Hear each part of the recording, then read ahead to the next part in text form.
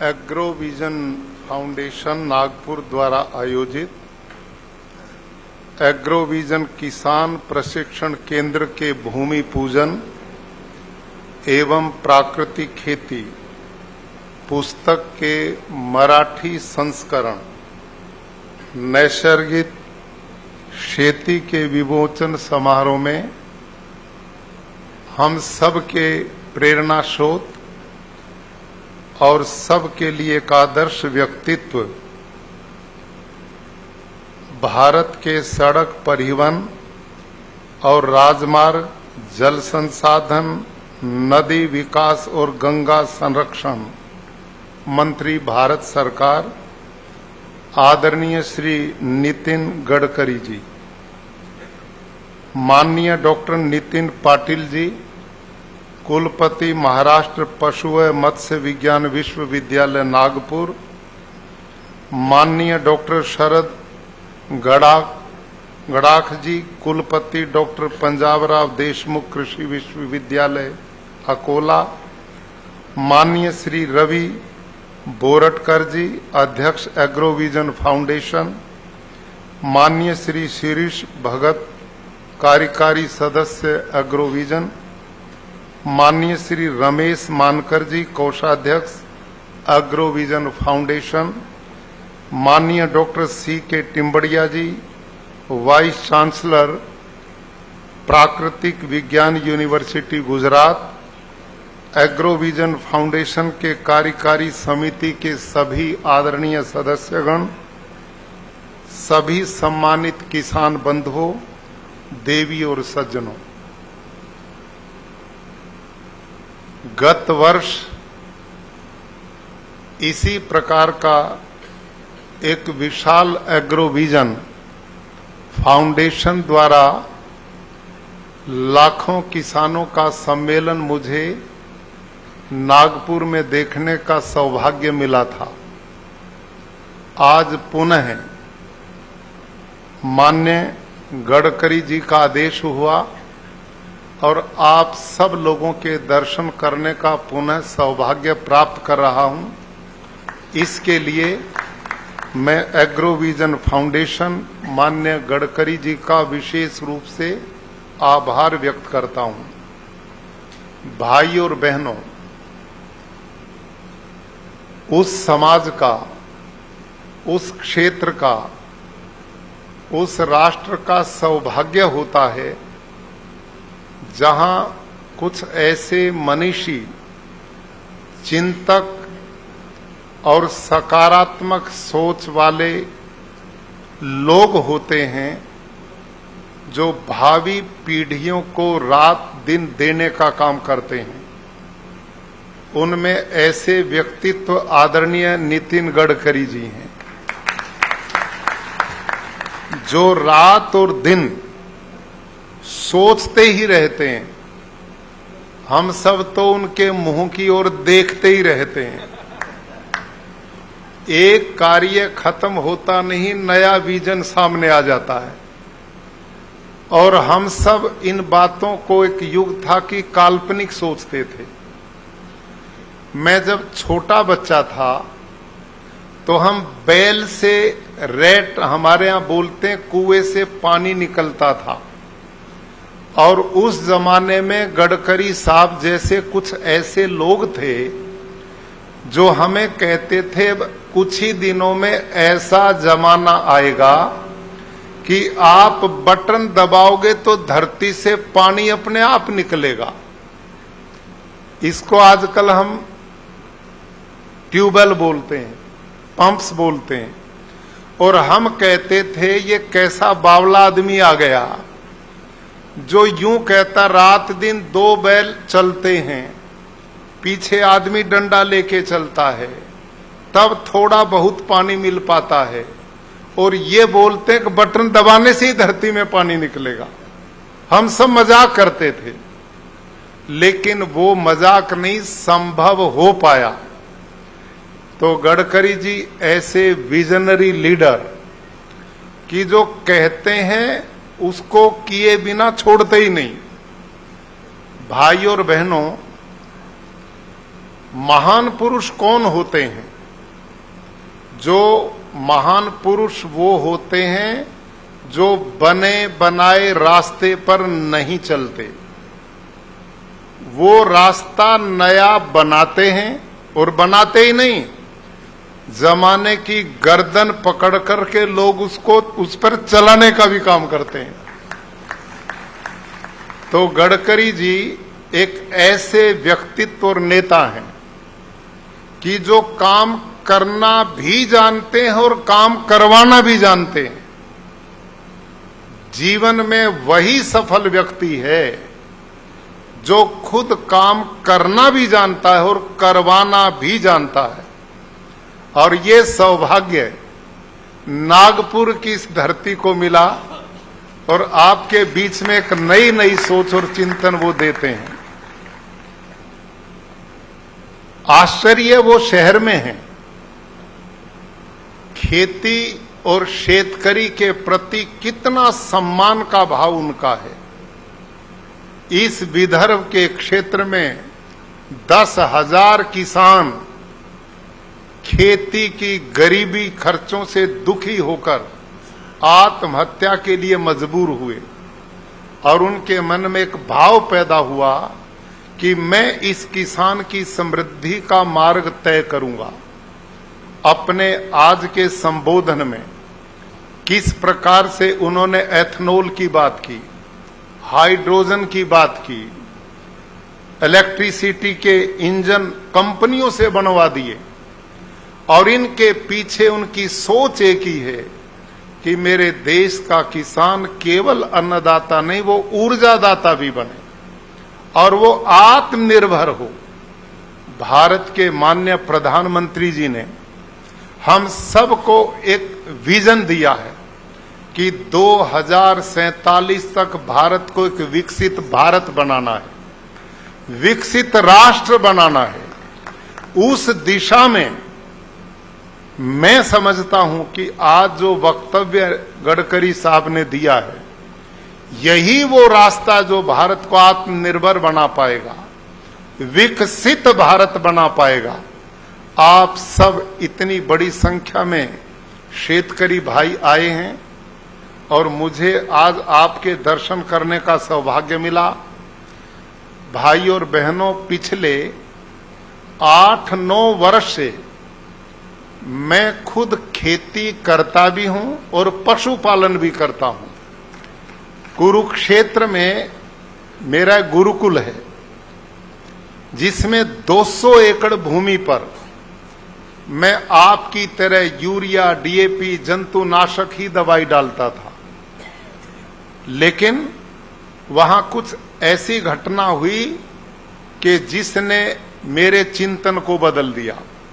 दवाई छिड़कने वाला व्यक्ति ही दवाई छिड़कते बेहोश हो गया, और मुझे सूचना है कि आपके महाराष्ट्र में भी पता नहीं कितने किसान देश भर में दवाई छिड़कते छिड़कते, कीटनाशक छिड़कते छिड़कते ही मर जाते हैं। जो लोग फलों पे, साग पे, सब्जी पे, अनाजों पे डायरेक्ट ही जहर का स्प्रे करते हैं और उसकी जड़ों में यूरिया, डीएपी डालते हैं, ये स्लो पॉइजन फल, साग, सब्जी के द्वारा हम सब के अंदर जा रहा है। आज अस्पताल भरे पड़े हैं बीमारों से। आप सब, मैं सारी जिंदगी बच्चे पढ़ाता रहा हूं, तो थोड़ी देर मेरी क्लास चलेगी तो हाँ ना में उत्तर दोगे या नहीं देंगे? यदि देंगे तो समझूंगा कि इंटेलिजेंट छात्र आज मेरी क्लास में है। आपसे मैं पूछना चाहता हूं, आज से 40-50 वर्ष पहले कोई कैंसर नाम की बीमारी को जानता था? कोई हार्ट अटैक को जानता था? कोई डायबिटीज को जानता था? कोई पेनक्रियाज फेल हो गई, किडनी फेल हो गई, किसी के ब्रेन ट्यूमर, कौन इन बीमारियों को जानता था?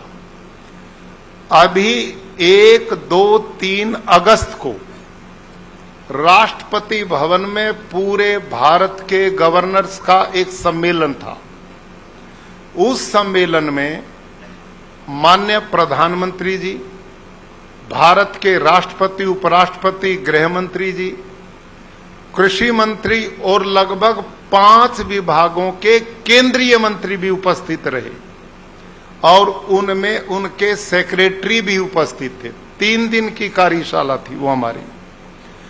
उसमें प्राकृतिक खेती के विषय को भी प्रमुखता से लिया गया और मेरे द्वारा वहां प्रेजेंटेशन दिया गया। उसके बाद हमारे 6 ग्रुप बनाए गए। उन 6 ग्रुप में एक मेरे ग्रुप में गुजरात के माननीय मनसुख मांडविया जी, जो इस समय श्रम मंत्री हैं, लेकिन पिछले बार में वो भारत के स्वास्थ्य मंत्री भी थे और उर्वरक मंत्री भी थे, यूरिया डीएपी बेचने वाले मंत्री। तो उन्होंने अपने अनुभव दिए, एक एक्सपेरिमेंट करा। ये सुनने की बात आप किसान भाइयों के लिए विशेष रूप से। उन्होंने बताया कि स्वास्थ्य मंत्री रहते हुए उन्होंने एम्स दिल्ली के डॉक्टरों की एक टीम बनाई और उस टीम को बताया कि आप भारत के उन हिस्सों का निरीक्षण करो जहां यूरिया, डीएपी, इंसेक्टिसाइड, पेस्टिसाइड का ज्यादा प्रयोग होता है। बाकी लोगों के स्वास्थ्य में और वहां के लोगों के स्वास्थ्य में कोई भिन्नता या एक जैसा है। तो उन्होंने जो रिपोर्ट दी, अब आप ध्यान से सुने, उन्होंने कहा कि जहां जहां यूरिया, डीएपी, पेस्टिसाइड का ज्यादा प्रयोग किसान करते पाए, वहां बाकी जगह से 3 गुना ज्यादा कैंसर पाया गया। किडनी फेल्योर लोग मिले, किन्हीं पेनक्रियाज खत्म हो रही हैं, फेफड़े के रोगी मिल रहे हैं।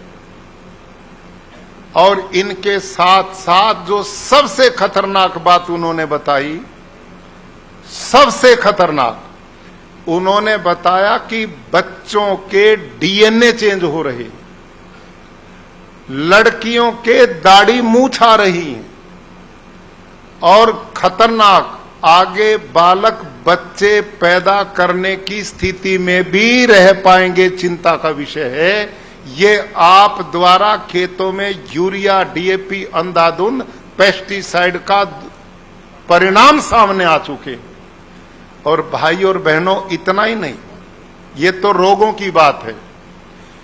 मेरे शेतकरी भाइयों, हमारे दादा परदादाओं ने हमें जो धरती मां दी थी वो उपजाऊ दी थी, धरती में भूमिगत जल का भंडार दिया था। आज हमने धरती मां को बंजर बनाएंगे नहीं, बना चुके हैं। आज सारे देश की धरती बंजर हो चुकी है। हमारे बीच में यहां साइंटिस्ट लोग बैठे हैं और मंच के ऊपर 3 वाइस चांसलर हैं एग्रीकल्चर यूनिवर्सिटीज के। मैं प्रमाण के साथ बात करूंगा, बिना प्रमाण के नहीं। और मैं भाषण जो दे रहा हूं वो किताब पढ़ के नहीं, मैं खुद खेती करता हूं। 350 मेरे पास गाय हैं और उनकी ब्रीड कैसे बनती है वो मैंने खुद बनाई है और मैं स्वयं खेती करता हूं। और मैं बोलता हूं मैं गवर्नर बाद में हूं, मैं शेतकरी पहले हूं। और यही पीड़ा और दर्द लेकर अब मैंने एक अभियान बना दिया पूरे भारत में, पूरे देश में प्राकृतिक खेती की ओर लौटना क्यों आवश्यक है। आज गुजरात में मेरे बीच में डॉक्टर सीके टिम्बड़िया जी बैठे हैं। आप भारत और विश्व की पहली प्राकृतिक यूनिवर्सिटी हमने गुजरात में बनाई, माननीय प्रधानमंत्री जी के नेतृत्व में। आप उसके पहले वाइस चांसलर हैं और वो काम शुरू हो गया है। अब इसकी जरूरत क्यों पड़ी? इसकी इसलिए आवश्यकता पड़ी कि धरती मां बंजर हो गई है। उदाहरण, जिस समय हरित क्रांति शुरू हुई देश में 60 के दशक में, डॉक्टर स्वामीनाथन, डॉक्टर मैंने जैसे साइंटिस्ट विदेशों से पढ़ करके आए थे और भारत उस समय अन्न से जूझ रहा था, वो समय की मांग थी, हम विरोध नहीं करते। उन्होंने बहुत बड़ा उपकार किया देश पे, भूखा मरने से हमको बचाया था, वो जरूरत थी। लेकिन आप एक चीज नोट करो ध्यान से, जब हरित क्रांति शुरू हुई, डॉक्टर स्वामीनाथन ने 1 हेक्टेयर में 13 किलो नाइट्रोजन प्रयोग करने का प्रावधान किया था। बोलिए मेरे पीछे कितना? 13 किलो। 1 हेक्टेयर मैंने 2.5 एकड़ के पीछे, कुल 13 किलो। आज आप कितना उपयोग करते हैं? 13 बैग 1 एकड़ के पीछे, 1 साल में। हाँ या ना? यही है ना? अब सोचो थोड़ा ध्यान से, उस समय धरती में 1 हेक्टेयर में 13 किलो नाइट्रोजन डालते थे तो बहुत पैदावार होती थी। आज 13 बैग डालने पर भी पैदावार नहीं बढ़ रही। यह कारण क्या है?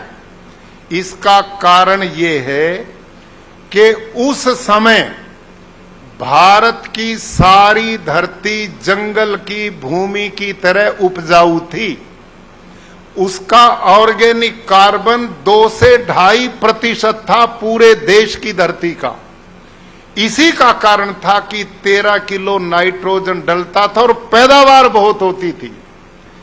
इस समय पूरे देश की धरती का ऑर्गेनिक कार्बन 0.2, 0.3, 0.4 पे आ गया है। आया ना? साइंटिस्ट लोग ठीक है ना जी? उस समय धरती का ऑर्गेनिक कार्बन कितना था?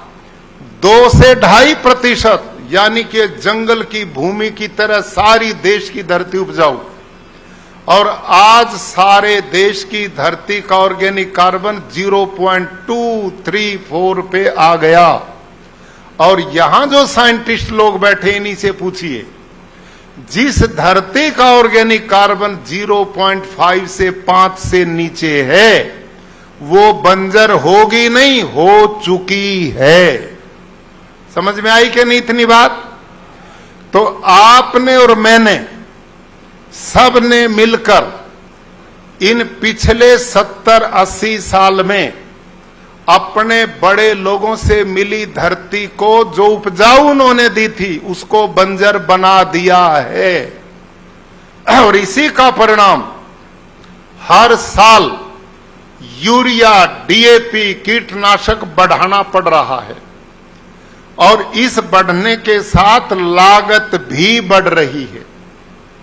आप जो कुछ खेत में कमाते हो, वो सारा आप इन दवाई वालों को, जो बाजार में इनपुट्स बेचते हैं खेती के लिए, उनको दे देते हो। लागत बढ़ेगी और आमदनी घटेगी। उस किसान और परिवार को कैसे बचा पाओगे? वो नहीं बच पाएगा। उसका एक ही तरीका है कि खेती में हमारी लागत न के बराबर हो और उत्पादन हमारा बढ़े। यही माननीय गडकरी साहब आपके बीच में कह रहे थे कि आपकी जब तक खर्चे नहीं घटेंगे और आमदनी नहीं बढ़ेगी, वो चल नहीं पाएगा। भाई और बहनों, जिन लोगों का खर्चा और आमदनी बराबर हो, वो सरवाइव नहीं कर पाते। और जिनका खर्चा ज्यादा हो और आमदनी कम हो, वो कैसे बचेंगे? वही व्यक्ति धरती पर टिक पाएगा लंबा सुख पूर्वक, जिसके खर्चे कम होंगे और आमदनी ज्यादा होगी। आज रासायनिक खेती खर्चे ही खर्चे बढ़ा रही है। धरती का ऑर्गेनिक कार्बन घट रहा है। मैं विश्व के एग्रीकल्चर साइंटिस्ट जो मॉडर्न हमारी यूनिवर्सिटीज हैं और रासायनिक खेती की बात करते हैं, मैं सारे विश्व के साइंटिस्ट को चैलेंज पूर्वक निवेदन करता हूं, कोई साइंटिस्ट इस मंच पर आकर खड़े होकर घोषणा कर दे कि यूरिया से, डीएपी से, कीटनाशकों से धरती का ऑर्गेनिक कार्बन बढ़ता है, तो हम आपके बीच में उनको गुरु स्वीकार करने को तैयार हैं। मैं गारंटी से बोलता हूं कि यूरिया, डीएपी, कीटनाशक से ऑर्गेनिक कार्बन बढ़ता नहीं, घटता है। और इसका प्रमाण डॉक्टर स्वामीनाथन ने जब हरित क्रांति शुरू की, उस समय धरती का ऑर्गेनिक कार्बन 2 से 2.5% था पूरे देश का, और आज 0.234 पे आकर खड़ा हो गया। अब ये ऑर्गेनिक कार्बन बढ़ा या घटा? बोलिए, घटा है ना।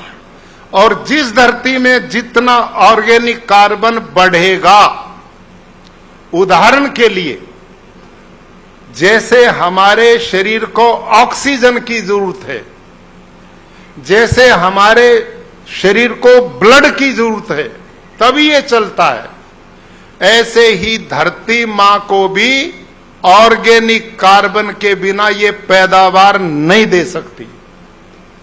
और ये ऑर्गेनिक कार्बन बढ़ाने का काम प्राकृतिक खेती के द्वारा सूक्ष्म जीवाणु करते हैं।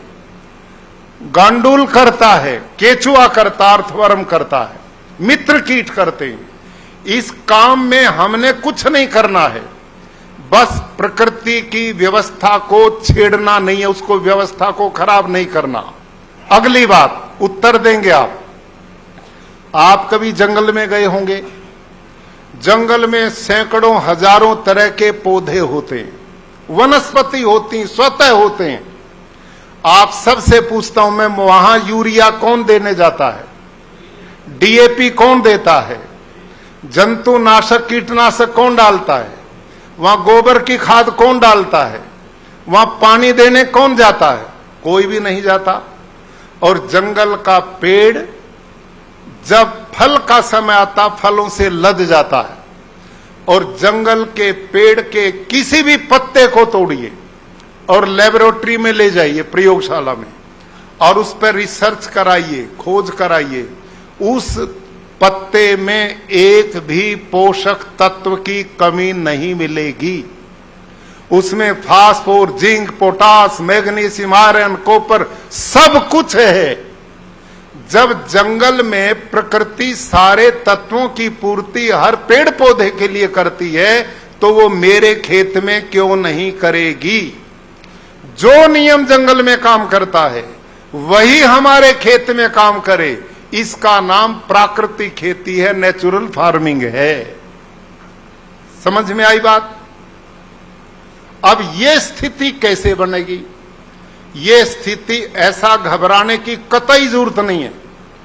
जिनकी धरती बंजर हो गई, वो 2 ही साल में दोबारा सोना उगलने लगेगी। मैं जो आपके बीच में खड़ा हूं, मेरे पास 200 एकड़ धरती गुरुकुल कुरुक्षेत्र में भूमि है।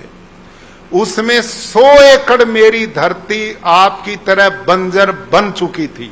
मैं उसे भाड़े पे देता था, लीज पे देता था। लोगों ने यूरिया, डीएपी डालते डालते अंत में मेरी धरती छोड़ दी। कहा इसमें कुछ नहीं होता। मैंने उसका ऑर्गेनिक कार्बन जब टेस्ट कराया यूनिवर्सिटी हिसार में साइंटिस्ट के द्वारा, तो उसका ऑर्गेनिक कार्बन 0.23 था। और साइंटिस्ट ने कहा वाकई ये बंजर हो चुकी है, अब उपजाऊ कैसे करूं? मैंने इसी प्राकृतिक खेती को सीखा, जाना, समझा। इसमें केवल एक देसी गाय की जरूरत पड़ती किसान को, एक देसी गाय, साहिवाल, थारपारकर, राठी, गिर, हरियाणवी, लाल सिंधी, अंगोल, आपके यहां जो लोकल ब्रीड हैं, उसी में यह गुणवत्ता बाकी किसी में नहीं पाई। मैंने गाय का, बकरी का, ऊंट का, घोड़े का, जर्सी गाय, होस्टन गाय, सब पशुओं के भैंस का गोबर इकट्ठे किए और उनको सुखाया और उसकी थैलियां बनाई। उस पे नंबरिंग लिखे किस में किसका गोबर है। और वो मैंने एग्रीकल्चर यूनिवर्सिटी हिसार में माइक्रोबायोलॉजी के साइंटिस्ट डॉक्टर बलजीत सारन इस समय भी है, जिन्होंने अमेरिका, ब्रिटेन, जर्मनी, फ्रांस, वहां के साइंटिस्ट के साथ काम किया। मैंने उनको नहीं बताया किसमें किसका गोबर है, उनको दे दिया, इसमें बताओ खेती के लिए कौन सा गुणकारी होगा। मेरे शेतकरी भाइयों, उन्होंने 6 महीने रिसर्च की हर एक पे, और मुझे वो थैली पकड़ाई जिसमें भारतीय नस्ल की देसी गाय साहिवाल का गोबर था, और उसने कहा इस गाय के 1 ग्राम गोबर में 300 करोड़ से ज्यादा सूक्ष्म जीवाणु हैं, और वो सैकड़ों प्रकार के हैं जो जमीन की उर्वरकता को बढ़ाने का काम करते हैं। उससे हम जीवामृत बनाते हैं, घन जीवामृत बनाते, जो पुस्तक आज आपको मेरी दी जाएगी, मैं इसके लिए बधाई देता हूं माननीय गडकरी साहब को। पिछले वर्ष में आया तो मैंने अपनी वो हिंदी में लिखी पुस्तक इनको भेंट की थी, और इन्होंने निर्णय लिया कि मेरे प्रदेश के किसान इससे लाभान्वित हों। उन्होंने अपने साथी मंडल रवि बोरटकर जी और जो मंच पर सज्जन आए, उन सबको भी मैं साधुवाद देता हूं। उन्होंने मराठी में उसका अनुवाद किया। आज वो आप सबके हाथों मिलने वाली, आप सबको, और उसमें पूरी विधि प्राकृतिक खेती की मिलेगी। आप कैसे जीवामृत बनाएं, कैसे घन जीवामृत बनाएं, कैसे आप वो पेस्टिसाइड जो प्राकृतिक है वो कैसे बन सकती हैं, सबकी व्यवस्था उसमें आपको मिलने वाली है। और मैंने प्राकृतिक खेती अपने खेत में उस बंजर भूमि में शुरू की। एग्रीकल्चर यूनिवर्सिटी के कृषि विज्ञान केंद्र के साइंटिस्ट कहने लगे इसमें कुछ नहीं होगा, आप क्यों गोबर गौमूत्र में उलझे बैठे हो। मैंने कहा कोई बात नहीं होगा तो फिर आपकी शरण में आ जाएंगे, अब तो मैं करके देखता हूं। मैंने धरती में बीजामृत से बीजों को संस्कारित किया। घन जीवामृत 1-1 टन मैंने 1-1 एकड़ में दिया, और पौधारोपण करके धान का, चावल का मैंने प्रत्येक पानी में जीवामृत दिया। मेरे किसान भाइयों, पहले ही वर्ष मेरे उसी बंजर भूमि में 26 से 27 क्विंटल एवरेज में चावल धान पैदा किया मैंने पहले ही वर्ष। और वो साइंटिस्ट हर 15 दिन में देखने आते थे, और जब उन्होंने देखा ये तो करिश्मा है, वो हमारे विरोधी थे, उसके बाद वो बदल गए, और आज मेरे फार्म को वही डॉक्टर हरिओम देखते हैं जो विरोध में थे। ऐसे 12 एग्रीकल्चर साइंटिस्ट हैं, उनमें से एक डॉक्टर सीके टिम्बड़िया भी जी आपके बीच में बैठे हैं। ये भी रासायनिक के प्रचारक थे, लेकिन इन साइंटिस्ट को मैं बधाई देता हूं। 12 साइंटिस्ट हैं ये लोग, जिन्होंने अब सिलेबस बना दिया प्राकृतिक खेती का। भारत की अनेक यूनिवर्सिटी में पढ़ाना शुरू कर दिया है। अब प्राकृतिक यूनिवर्सिटी गुजरात में बनी, वहां हमने ट्रेनिंग सेंटर बना दिया, जिसमें पढ़ाने वाले प्रोफेसर्स को भी ट्रेनिंग देंगे। और इस समय गुजरात, अकेले गुजरात में 10 लाख किसान प्राकृतिक खेती करते हैं आज के दिन, 10 लाख। और अगले ही से 1 साल में 10 लाख नए जोड़ने का हमने निर्णय लिया है। अभी 30 तारीख को मैं और डॉक्टर टिम्बड़िया जी बीकानेर जा रहे। वहां एक बीकानेर यूनिवर्सिटी जो एग्रीकल्चर की है, वहां की सरकार उस यूनिवर्सिटी को प्राकृतिक यूनिवर्सिटी में बदलने जा रही है। अभी 1-1.5 महीना पहले मैं और केंद्र के कृषि मंत्री शिवराज सिंह जी उत्तर प्रदेश गए। वहां योगी आदित्यनाथ जी ने एक यूनिवर्सिटी को प्राकृतिक खेती में बदलने का निर्णय ले लिया है। तो पूरे देश में एक क्रांति इस दिशा में आ रही है। और उसका कारण क्या है? आप जितने भी भाई किसान यहां बैठे हैं, आप इसलिए प्राकृतिक खेती से डरते हैं, आप इसलिए ऑर्गेनिक फार्मिंग से डरते हैं कि आपकी पैदावार घट जाएगी, हाँ या ना?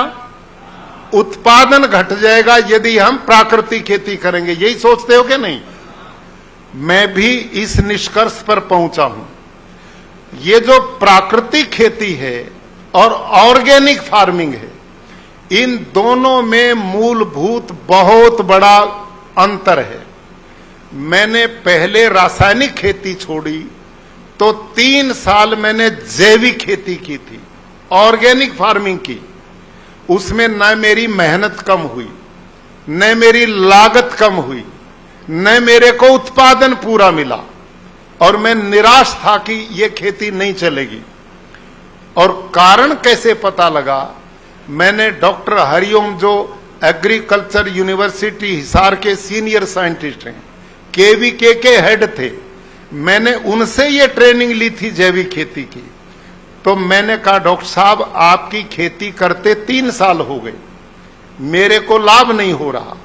तो उन्होंने मेरे को 2 यूनिवर्सिटी के कृषि वैज्ञानिक का लिटरेचर दिया, साहित्य दिया, और उसमें लिखा था जैविक खेती क्या है, उसके मूल सिद्धांत क्या है।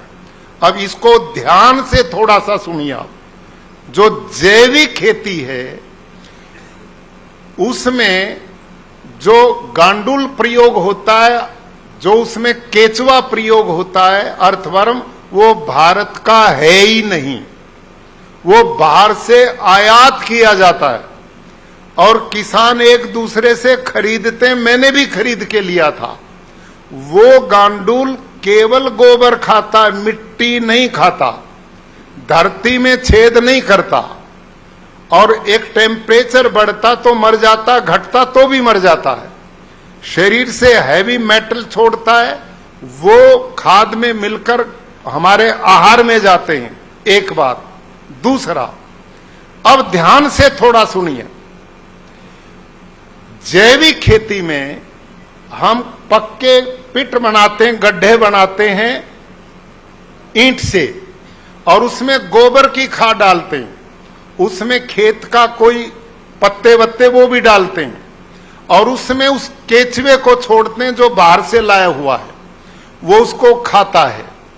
2-2.5 महीने में जाके वो उसको वर्मी कंपोस्ट में बदलता है, उसको छानते हैं, केचुआ ऊपर आ जाता, वर्मी कंपोस्ट नीचे आता, फिर उसे खेत में डालते हैं। ये सब कुछ मैंने अपने हाथ से किया और करवाया।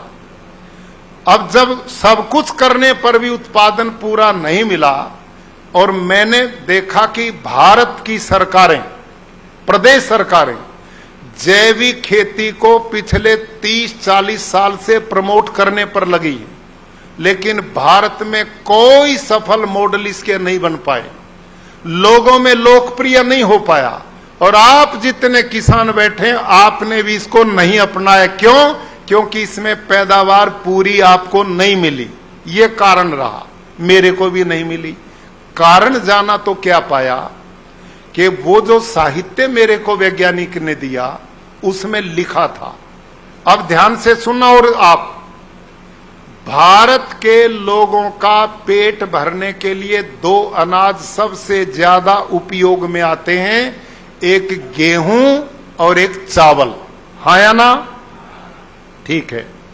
और इन दोनों फसलों का प्रति एकड़ भरपूर पैदावार लेनी है तो 1 एकड़ में 60 किलो नाइट्रोजन डालना पड़ेगा।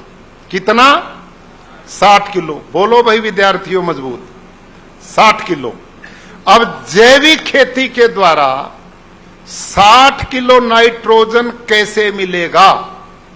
उस साइंटिस्ट ने, दोनों यूनिवर्सिटीज ने लिखा, गोबर की 1 टन गोबर की खाद में 2 किलो नाइट्रोजन है। 1 टन गोबर की खाद में कितना? 2 केजी नाइट्रोजन है, और हमें कितना चाहिए? 60 किलो। इसका मतलब क्या हुआ? 1 एकड़ में 300 क्विंटल गोबर की खाद पड़ेगी तो 60 किलो नाइट्रोजन पूरा होगा, तो उत्पादन पूरा मिलेगा, और वो नहीं पड़ेगा तो नहीं होगा। अब आप सबसे मैं पूछता हूं, किसान भाइयों से, 300 क्विंटल गोबर की खाद के लिए कितना पशुधन चाहिए? 20-30 पशु चाहिए।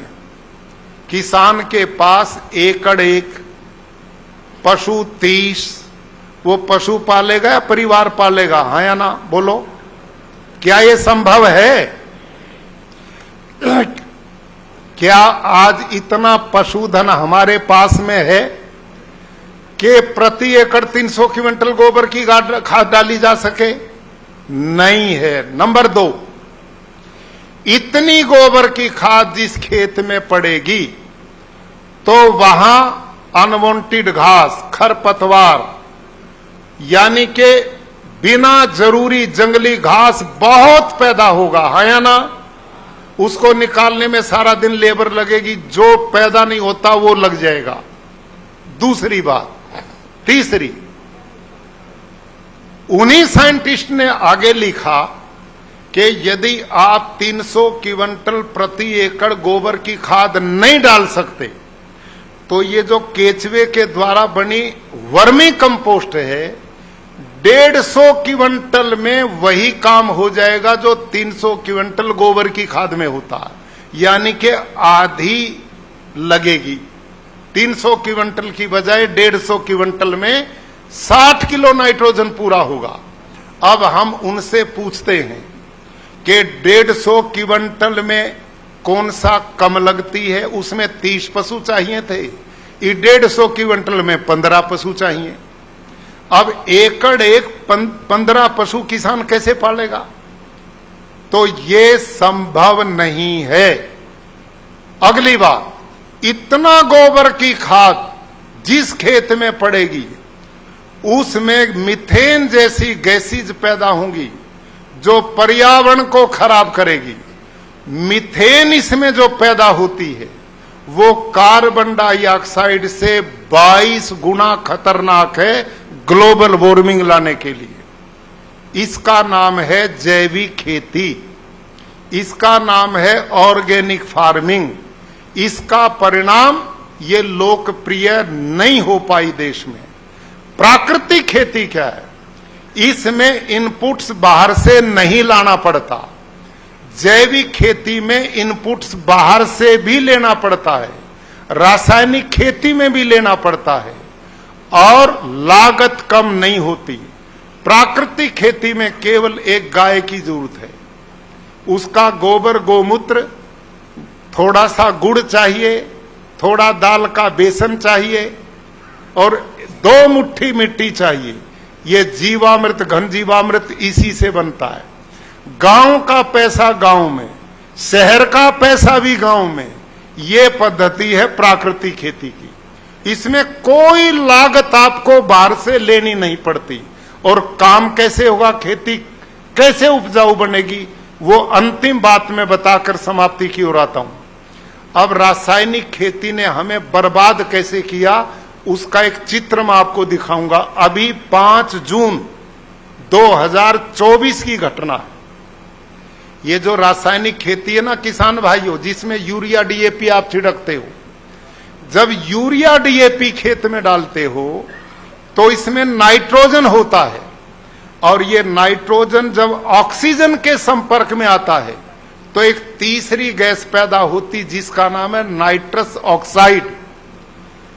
ये नाइट्रस ऑक्साइड कार्बन डाइऑक्साइड से 312 गुनी खतरनाक है जलवायु के लिए।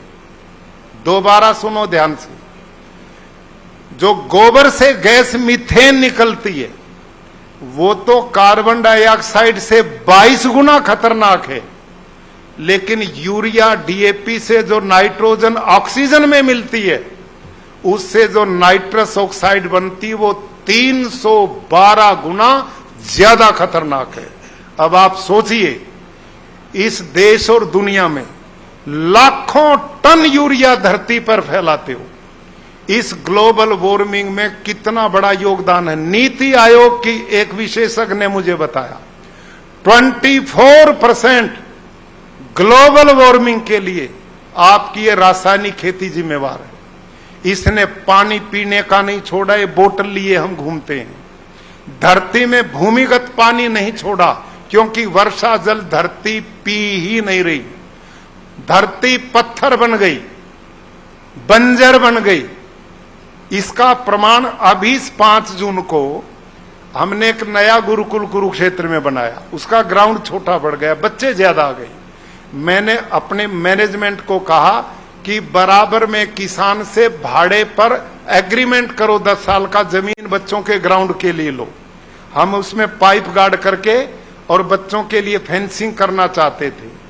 ड्रिल मशीन से उसको चलाना भाई, मेरी वीडियो को देखो ध्यान से किसान भाइयों, किसान भाई और आपकी बंजर जमीन कैसे बनी देखिए आप। 5 जून 2024 की एक घटना है कि गुरुकुल ज्योतिसर जिला कुरुक्षेत्र में छात्रों की संख्या बढ़ने के कारण हमने अपने पड़ोसी ऐसे एक किसान से 5 एकड़ जमीन लीज पर ली, जिसमें छात्रों के लिए ग्राउंड बनाया जा सके। उसकी फेंसिंग के लिए प्रबंधक समिति ने निर्णय लिया, ये देखिए कि उसमें ड्रिल मशीन के द्वारा जमीन में होल करके पाइप लगाकर उसमें तार फेंसिंग की जाए, ताकि बच्चे अंदर सुरक्षित रह सकें। तो उसमें ड्रिल मशीन से जब हम छिद्र करने लगे तो जोर लगा करके भी 63 सीसी का इंजन उस भूमि में 2 इंच से ज्यादा छिद्र नहीं कर पाया। ये देखिए आप, और अब ये दूसरी जगह जब होल किया वहां पर भी मशीन फेल हो गई, ये फंस गई। लेकिन फिर हमने विचार किया कि ये जमीन इतनी कठोर क्यों है। क्या गुरुकुल कुरुक्षेत्र ये मेरा की जिस फार्म जमीन में हम प्राकृतिक खेती करते हैं, क्या वो भी जमीन इतनी कठोर है? तो हम ड्रिल मशीन को गुरुकुल कुरुक्षेत्र के खेतों में लेकर के गए। तो वहां पर जब ड्रिल की गई तो कुल 30 सेकंड में 2.5 फीट गहराई तक ड्रिल मशीन ने छिद्र बना दिया। वो आप इन चित्रों से भी देख सकते हैं। मेरे प्यारे किसान भाई और बहनों, ये देखिए आप, ये सब कुछ अंतर किस बात का है कि हमने देखा कि जिस किसान से हमने ग्राउंड के लिए जमीन लीज पर ली है, उसमें किसान पिछले 40-45 वर्षों से केवल रासायनिक खेती करता है, जिसका परिणाम यूरिया, डीएपी, जंतुनाशक, पेस्टिसाइड, इंसेक्टिसाइड ने सभी केचुए, अर्थवर्म मार दिए, सूक्ष्म जीवाणु खत्म कर दिए, धरती पत्थर बन गई, बंजर बन गई। इसका परिणाम है कि इस समय भारत की धरती पानी नहीं पी रही। वर्षा जल जब बरसता है तो ऊपर वाली 6 इंच मिट्टी को बहा करके ले जाता, बाढ़ आ जाती है। और भूमिगत जल को हम ट्यूबवेलों के द्वारा, पंप्स के द्वारा खींच करके निकाल रहे हैं, और वर्षा जल धरती माता पी नहीं रही है। इस कारण भूमिगत जल घटता जा रहा है, जमीन बंजर होती जा रही, पत्थर होती जा रही। जबकि गुरुकुल कुरुक्षेत्र के प्राकृतिक खेती फार्म में बंद कर दे छोटू। किसान भाइयों, देखा आपने, ये इसी 5 जून की घटना है। आप सब जितने रासायनिक खेती वाले किसान बैठे हैं, सबकी धरती का ये हाल हो चुका है, यही स्थिति बन चुकी है। यूरिया में 45% तो नमक होता है, और वो नमक धरती के सारे स्रोत को बंद करके पत्थर बना देता है। बारिश का पानी अब धरती मां नहीं ले रही, इसलिए भूमिगत खत्म हो रहा है। मैं बधाई देता हूं गडकरी साहब को, जो तालाब बना रहे हैं, जहां पानी रुक करके फिर वाटर लेवल ऊपर आ रहा है। लेकिन सारे देश में जहां वर्षा मां बाढ़ आ जाती है, नहीं होती तो वहां पर एकदम सूखा पड़ जाता है। अब हमारे धरती आपने देखी, जब उसमें ड्रिल गई तो मिट्टी की क्वालिटी देखो हमारी कितनी बढ़िया मिट्टी थी, और पहली मिट्टी में धूल उठ रही थी, उसमें कुछ भी पोषक तत्व बचे नहीं। और वो बनाते हैं सूक्ष्म जीवाणु, वो बनाता है केचुआ गांडुल। अब मेरे खेत में अगली वीडियो और दिखा भैया, हमारे खेत को देखने के लिए भारत के राष्ट्रपति कोविंद जी गए थे। उनसे पहले पिछले वर्ष भयंकर वर्षा किसान हमारे, भाइयों, ये और देखिए आप फिल्म। आज मैं गुरुकुल कुरुक्षेत्र के प्राकृतिक कृषि फार्म पर पहुंचा। आप सब जानते हैं कि पिछले 10-11 जुलाई में उत्तर भारत में भारी बारिश हुई है और कुरुक्षेत्र में भी ये वर्षा पर्याप्त मात्रा में हुई, जिसके परिणाम स्वरूप सभी लोगों के खेत लबालब पानी से भर गए। ऐसी स्थिति में गुरुकुल कुरुक्षेत्र के प्राकृतिक खेती के अंदर जो केचुआ है, अर्थवर्म है, ये देखो आप, वो एकदम धरती से बाहर निकला और जो रास्ते हमने चलने के लिए खेतों के बीच में बनाए हैं, उनके बीच में आप देख सकते हैं कितनी बड़ी संख्या में केचुए रेंग रहे हैं, चल रहे हैं। और हमारे एक एक एकड़ में 8-10 लाख तक केचुआ काम करते हैं और ये भूमि में 8-10 फुट तक यूं सीधा छेद बनाते हैं, दूसरे छेद से ऊपर आते हैं, इससे जाते हैं और इससे आते हैं। इसका परिणाम क्या है कि धरती के अंदर जितना भी ये पानी वर्षा का है, ये पानी पी रही धरती, उन छिद्रों के द्वारा ये धरती मां के पेट में जा रहा है। ये देखिए, ये जो दूसरा आप बुलबुले चित्र देख रहे हैं, इसमें पानी में बुलबुले उठ रहे हैं। ये सारा का सारा पानी केचुओं के द्वारा बनाए गए खेतों में छिद्रों में प्रवेश कर रहा है और पड़ोसी खेतों में पानी भरा खड़ा है, उससे फसलें बर्बाद हो रही हैं।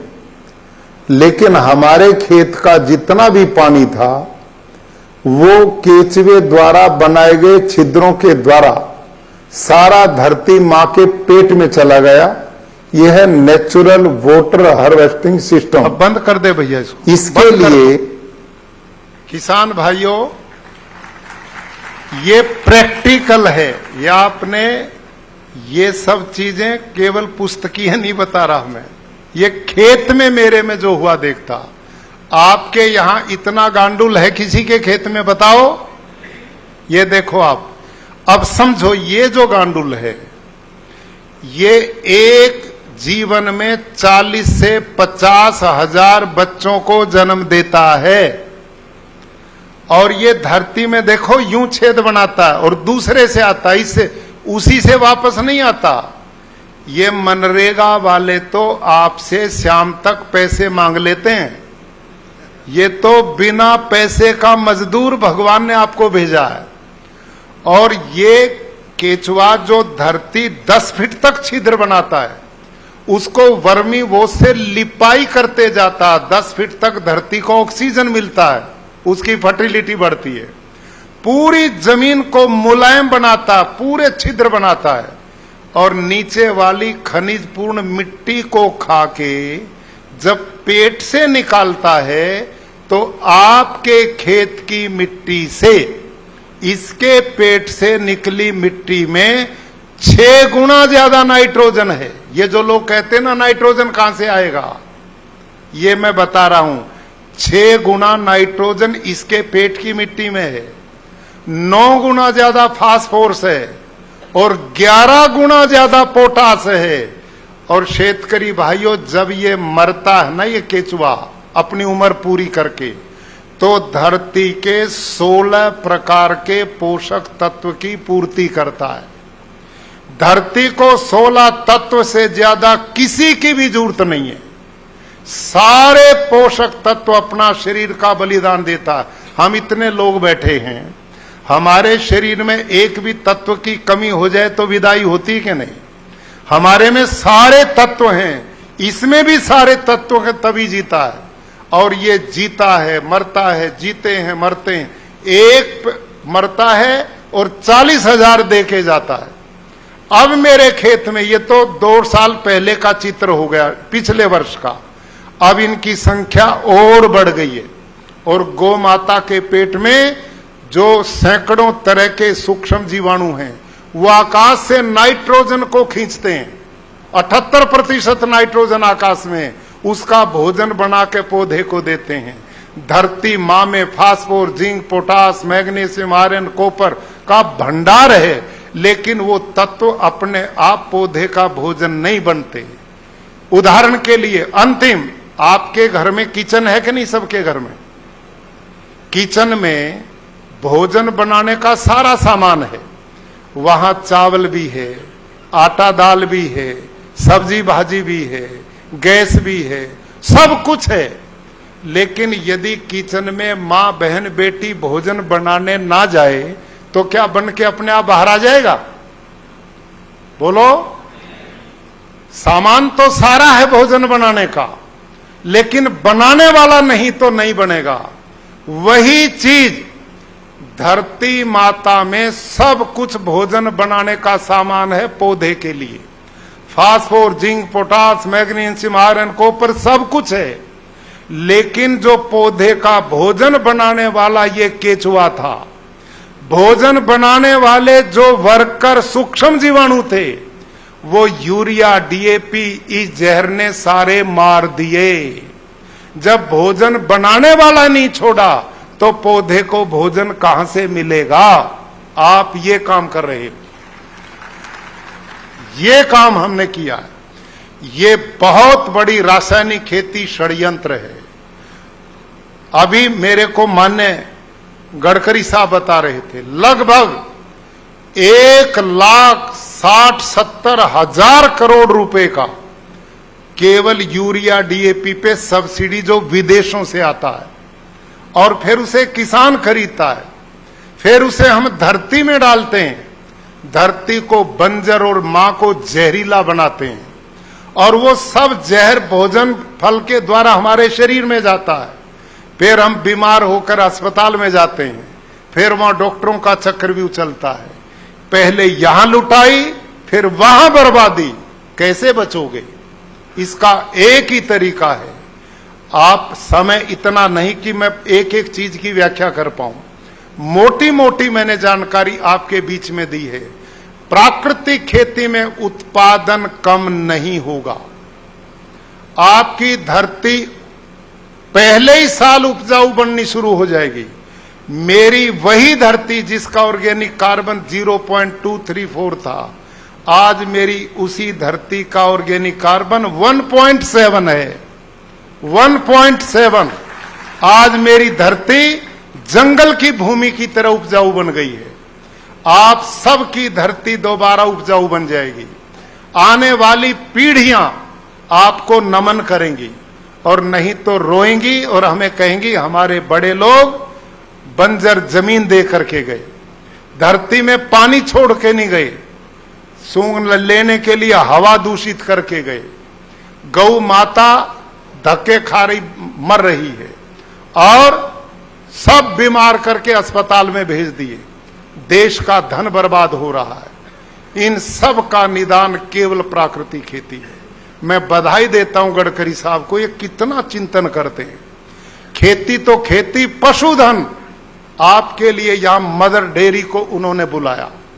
आप सबके किसानों से मेरा आग्रह, मैंने अपने यहां 10 किलो की क्रॉस ब्रीड गाय से नस्ल बनाते बनाते बनाते इस समय मेरे पास 56 लीटर पर डे की गाय है, 56 लीटर दूध की एक गाय।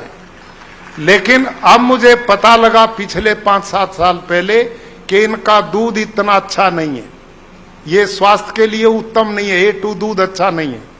अब मैंने 150 ब्रीड की देसी गाय पाली, साहिवाल, थारपारकर, राठी, गिर, हरियाणवी, लाल सिंधी। अब इंडियन ब्रीड गाय एक भी मेरे पास 12 लीटर से नीचे की नहीं है, और 22 लीटर पर डे दूध देने वाली गाय मैंने अपने हाथ से पैदा की है। और आने वाले दिनों में मैं भारतीय नस्लों को ही 25 लीटर तक ले जाने की तैयारी में हूं। अब ऐसी गाय होगी और खेती प्राकृतिक होगी तो आपके लिए सीधा मोक्ष के रास्ते खुले मिलेंगे। यहां भी लोगों को जीवन दोगे और भगवान आपके शुभ कर्मों से मुक्ति की ओर ले जाएगा। अब आप क्या कर रहे हैं? धरती को बंजर, पानी को दूषित, हवा को बर्बाद, लोगों को बीमार, कैंसर दे रहे हो। इससे बताओ मुक्ति मिलेगी या नरक मिलेगा? इसको छोड़ना चाहिए कि नहीं? अब ईमानदारी से बताओ, मैं इतनी दूर से गडकरी साहब ने बुलाया, मैं तो बच्चे पढ़ाने वाला मास्टर जी हूं, गुरु जी, तो मेरे को दान दक्षिणा दोगे या यूं ही भेज दोगे? क्यों साहब? तो मेरी दान दक्षिणा है गडकरी जी ने जो अभियान चलाया आपको बचाने का। प्राकृतिक खेती अपनाओ, देसी गौ माता का पालन करो, यही गाय आपके बच्चों को स्वस्थ निरोग बनाएगी, दूध पिलाएगी, और उसी का गोबर गोमूत्र, गोमूत्र खनिज का भंडार है। आपके यहां बागवानी होती संतरे की, एक नीमाटोड बीमारी आती है कि नहीं? उसमें आती है। अभी गडकरी साहब हमारी एग्रीकल्चर यूनिवर्सिटी है, वो कतई मेरे विरोध में बैठी थी, मारेगा लोगों को भूखा। मैं पीछे पड़ गया, मैंने उन पर रिसर्च करवाए। ये डॉक्टर साहब मेरे बीच में बैठे हैं। आनंद एग्रीकल्चर यूनिवर्सिटी ने अभी 1 महीना पहले पूरी सफलतापूर्वक रिपोर्ट मेरे को दी।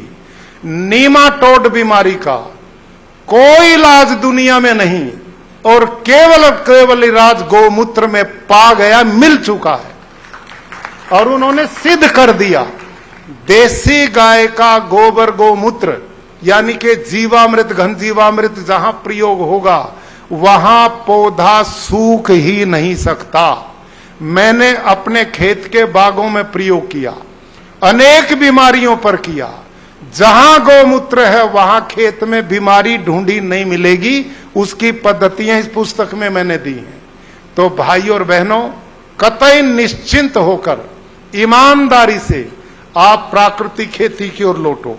आज एग्रोविजन फाउंडेशन द्वारा जो एक भूमि पूजन हुआ, और उसमें आपके लिए परमानेंट ट्रेनिंग सेंटर साहब ने बना दिया।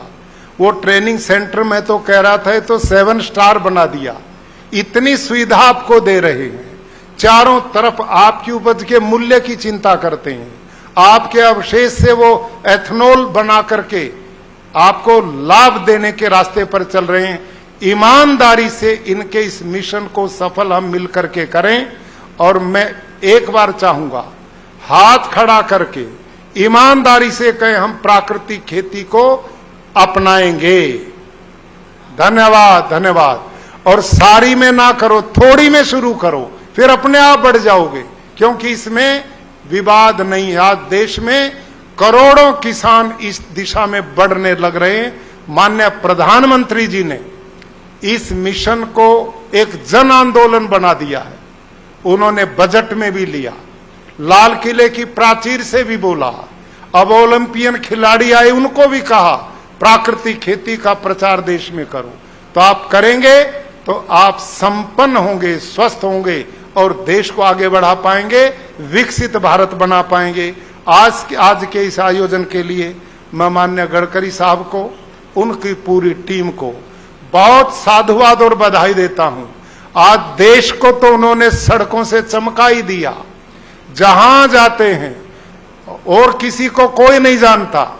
इस देश का गांव का अनपढ़ आदमी भी गडकरी जी को जानता है, शक्ल ना देखी और नाम से जरूर जानता है। ये इनका कर्म योग है, इनका राष्ट्र के प्रति कमिटमेंट और इतना समर्पण, मानो राष्ट्राय स्वाहा जीवन इनका। इस देश के लिए मैं भगवान से और आपसे कामना करता हूं, भाई इनकी आयु हमारे वाली भी नहीं को लग जाए, और ये इतने स्वस्थ निरोग रहें, ताकि इस देश को एक विकसित भारत बनाने में इनकी बुद्धि क्षमता कौशल का सानी नहीं, वो यूं ही हमें मिलती रहे।